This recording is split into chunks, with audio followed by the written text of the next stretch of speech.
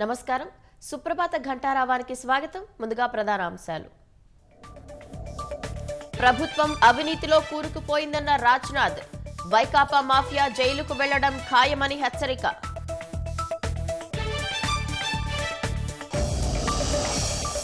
ఉత్తరాంధ్రకు జగన్ తీరని ద్రోహం చేశారన్న చంద్రబాబు. ఒక్క సాగునీటి ప్రాజెక్టు పూర్తి చేయలేదని ధ్వజం.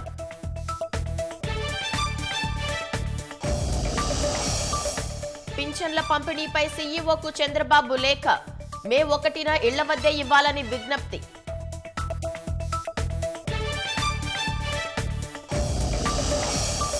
నిఘా విభాగాధిపతిగా విశ్వజిత్, విజయవాడ సిపిగా రామకృష్ణ. నూతన అధికారులను నియమించిన ఎన్నికల సంఘం. కేరళలో 50% పైగా మహిళా ఓటర్లు. ప్రసన్నం చేసుకునేందుకు వ్యూహాలు రచిస్తున్న పార్టీలు.